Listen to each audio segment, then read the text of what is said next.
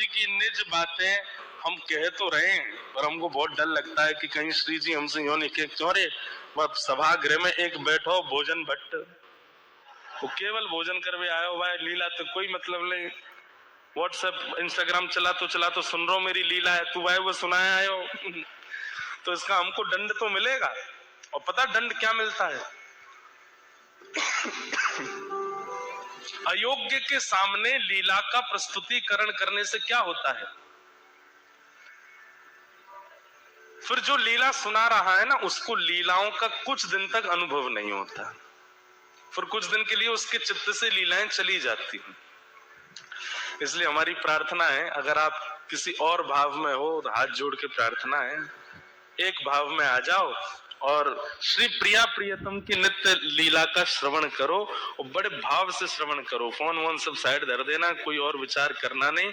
श्री ठाकुर जी प्रिया जी के साथ कैसी लीला कर रहे हैं और उस लीला में प्रेम कितना है, उस भाव को चित्त में धारण करके श्रवण करो, तो हमको फिर दोष नहीं लगेगा। बेमतलब में काय को ऑस्ट्रेलिया बुला के दोष लगाओ, इसलिए भाव से सुनो। तो बात ऐसी है कि प्रेम का एक स्वरूप होता है कि हम प्रेमी से सबके सामने स्पष्ट नहीं बोलते। जिससे हमारा प्रेम होता है, अगर वो कभी सभा में हमको मिल जाए, बहुत सारे लोगों के साथ हमको मिल जाए, तो हम इशारा कर देते हैं। वो एक शायरी जैसी है, हाँ, नजर से नजर ने मुलाकात कर ली, रहे दोनों खामोश और बात कर ली। बस आंखों से ही हो जाती है कि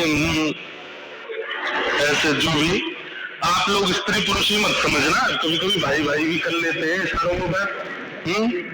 जैसे घर में मेहमान आते हैं, मम्मी ने समोसे मंगाए, बच्चों की भटक मत जाना इसके पास में, तो फूफा जी आ रहे हैं लंदन वाले, वो खाएंगे। बच्चे कह रहे हैं फूफा जी आप पेट भरे आना, खाना नहीं छोड़ जाना तो हमको तो भी मिल जाएंगे। बाल्यकाल में बच्चों की जगह ऐसे ही होता है। तो जैसे ही फूफा जी आते, बच्चे बड़े अच्छे, फूफा जी आ गए, आपके समोसे बनाए मम्मी ने, बैठो। फूफा जी बैठ गए, अब जैसे फूफा जी चाय पी रहे हैं, लड्डू खा रहे हैं, समोसे नहीं उठा रहे, तो दोनों भाई इशारा करते हैं अब तो हमको मिलेंगे, अब हमारे मिलेंगे। तो ऐसे प्रेम का ही एक स्वरूप होता है कि आप इशारे में ही अपने प्रेमी को स्थिति बता देते हो। श्री जी और ठाकुर जी सदा भीड़ में ही रहते हैं। क्यों? श्री जी के संग अष्टसखी रहती है और ठाकुर जी के संग अष्टसखा रहते हैं, तो अपनी निज बातें कैसे हो? तो श्री जी इशारा कैसे करती हैं? अपने श्रृंगार से ठाकुर जी को इशारा करती हैं।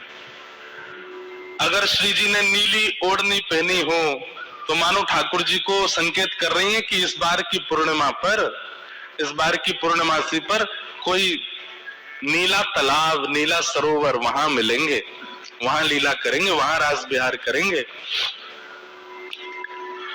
फिर ठाकुर जी नीली ओढ़नी से तो समझ गए कि भाई जो है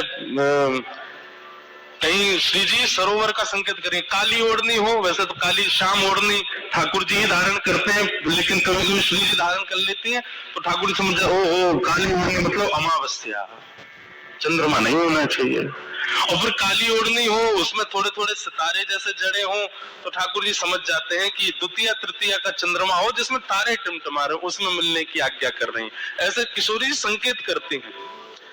अब नीली ओढ़नी है, उस पर गुलाबी वस्त्र पहने हैं, तो मानो नीला सरोवर और उसमें भी कमल खिले हों, वो संकेत है।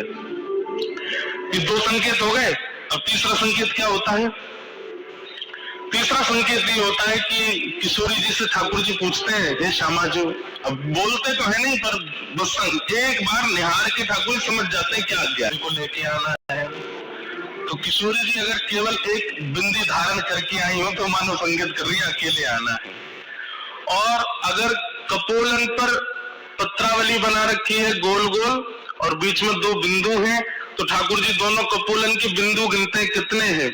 अगर बीच में एक बिंदी और चार दोनों तरफ है, तो इसका मतलब ठाकुर जी कह रहे हैं अपने सखा नहीं लाने हैं हमको, इनकी 8 सखियां ही रहेंगी, 4 हमारे पक्ष में 4 इनके पक्ष में।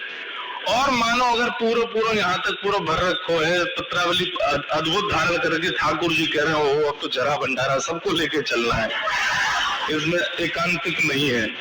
तो ऐसे किशोरी जी संकेत करती है